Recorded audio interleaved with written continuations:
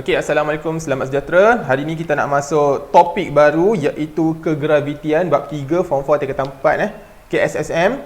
Okey, di bawah tajuk subtopik dia ialah hukum kegravitian semesta Newton. Ini ialah subtopik yang pertama 3.1. Jadi kita nak terus tengok tutorial 3.1A, bermaksud lepas ni adalah 3.1B. Okey.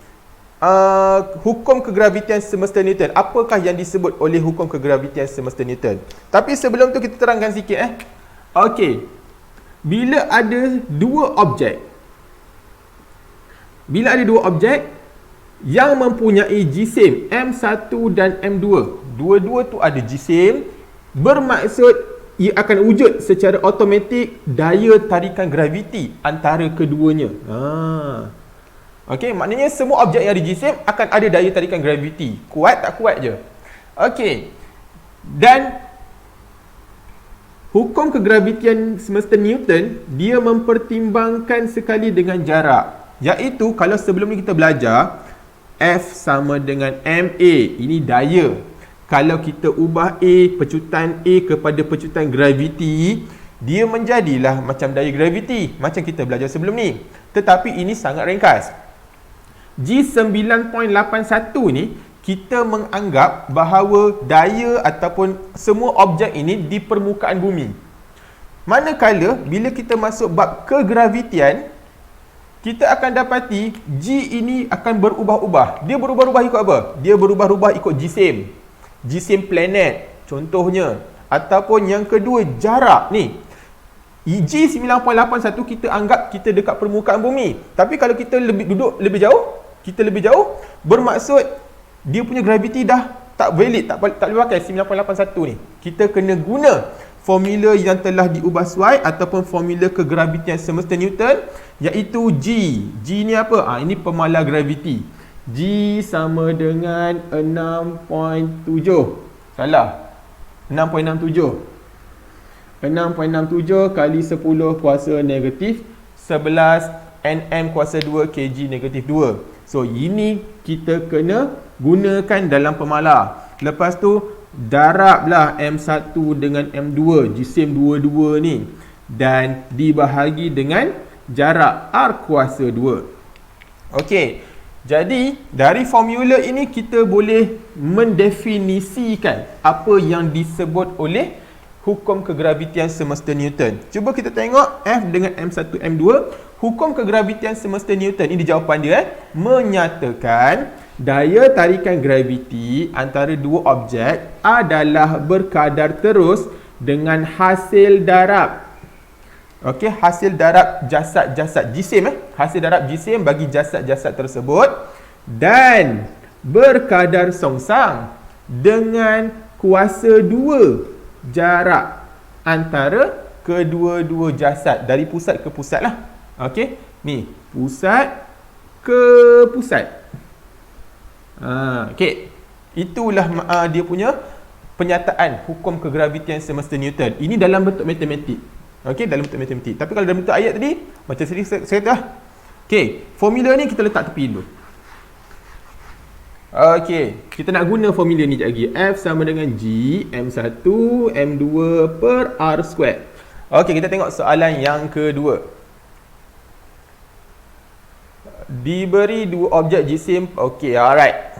Dua objek ada jisim, jarak antara keduanya ialah 25 meter. So, jarak antara keduanya ni kita anggap daripada pusat ke pusat lah Okey, kita nak cuba dulu. Okey, so kita tekan kalkulator. 6.67 kali 10 kuasa negatif 11. Okey, jisim yang pertama 45,000.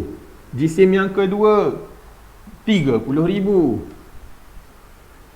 Bahagi dengan R kuasa 2, 25 kuasa 2. Sebelum tekan kalkulator kita check dulu, betul tak?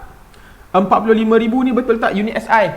kg, betul. 30,000 ni SI juga. 25 dalam unit meter. Okey, kalau dah betul semua dalam unit SI, baru tekan kalkulator, kita akan dapat 1.44 kali 10 kuasa negatif 4 Newton.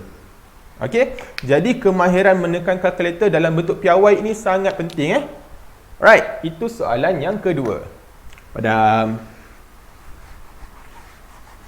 Okey, kita sambung soalan yang ketiga.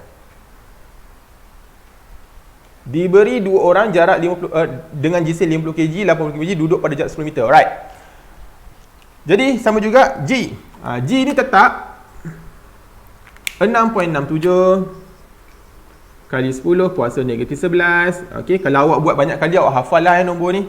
Okey, jisim orang yang pertama 50 kg. Jisim orang yang kedua ialah 85 kg.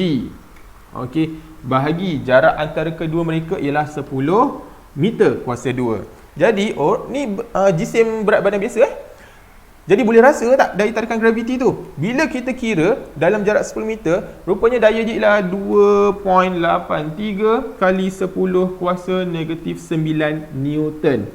Ada daya tarikan graviti tu, tetapi terlampau kecil.